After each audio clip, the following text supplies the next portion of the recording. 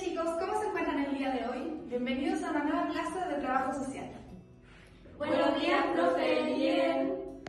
Bien, chicas, me parece excelente. Empecemos con la materia del ramo.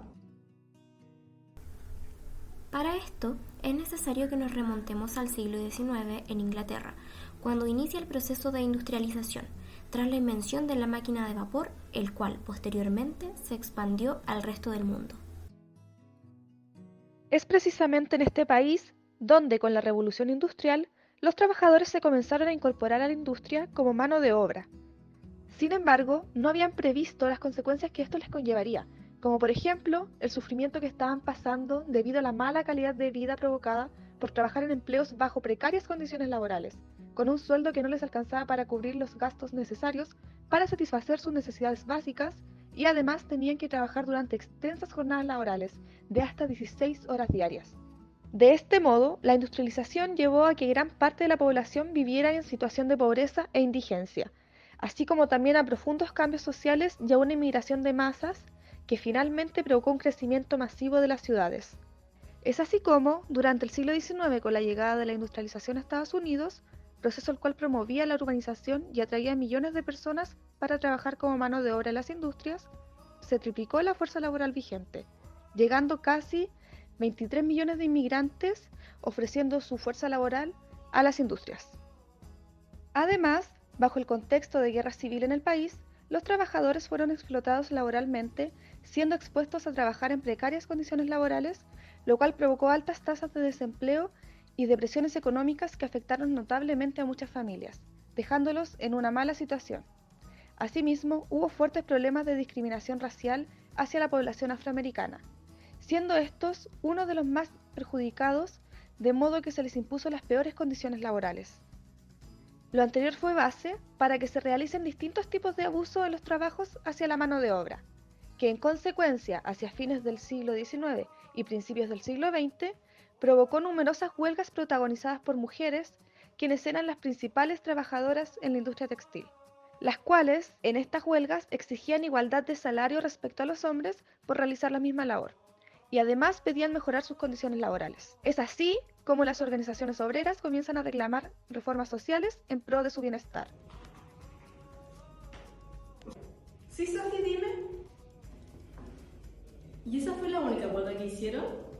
No, Sofi, no fue la única, ya que a raíz de estas primeras huelgas surgieron más, como la huelga del 1 de mayo del año 1886 en la ciudad de Chicago, donde miles de trabajadores y trabajadoras hicieron esta huelga exigiendo mejoras en la jornada laboral, es decir, una nueva, que dure 8 horas.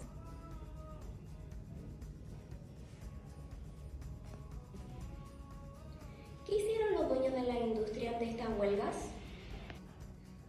Los dueños de las industrias optaron por el camino de la violencia, reprimiendo a estos manifestantes. Sin embargo, no pudieron acabar con estas protestas, ya que estas se intensificaron aún más.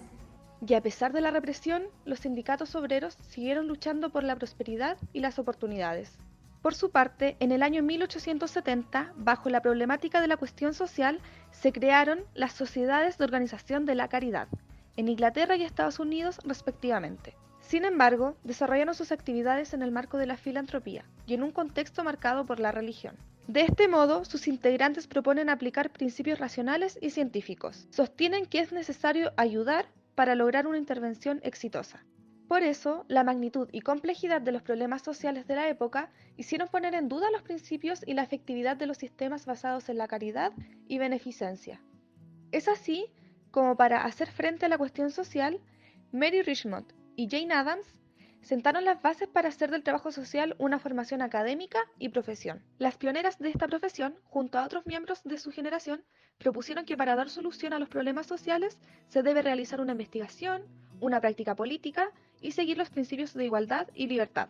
De este modo, a comienzos del siglo XX, las primeras generaciones de trabajadoras sociales se vieron involucradas en las batallas más importantes y en contra de las prioridades de los políticos de la época, como las luchas contra el racismo, la inclusión de los inmigrantes, el derecho al sufragio femenino y la lucha por la paz. El trabajo social tuvo su origen como profesión en el siglo XIX. Este movimiento comenzó principalmente en Inglaterra y Estados Unidos después del final del sistema feudal. donde las personas en situación de pobreza fueron vistas como una amenaza al orden social, por lo que el Estado formó y organizó un sistema de ayuda para atenderlos. Por una parte, en Inglaterra se implementó la ley del pobre. Uno de los principios de la reforma de 1834 se basó en el aislamiento, que implicaba el encierro de los pobres en asilos donde se otorgaba la asistencia. Octavia Hill, Beatrice Webb y Helen Dendy Bosanquet, pioneras del trabajo social, tuvieron una mirada crítica frente a esto, indicando que las principales razones de la pobreza son el desempleo y salarios bajos. La vida de Octavia Hill fue dedicada a la investigación y creación de ideas destinadas a mejorar las condiciones de vida de las personas en situaciones de pobreza.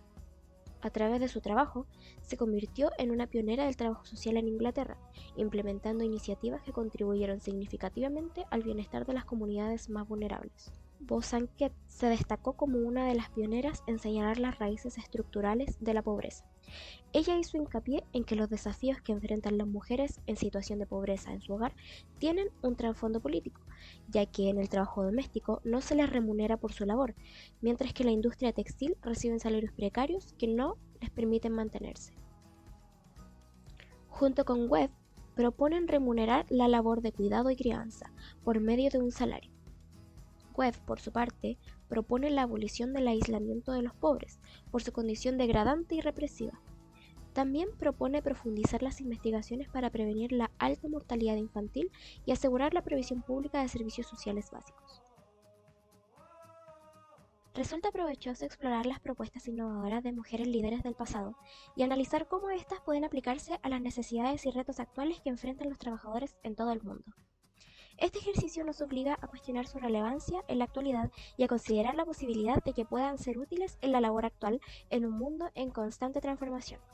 De esta manera podemos utilizar la sabiduría de las generaciones anteriores como herramienta para enfrentar los desafíos actuales y avanzar hacia un futuro más equitativo y justo. Bueno chicos, con eso terminamos la clase. Espero les haya quedado todo claro. Nos vemos el siguiente miércoles y que tengan una linda semana.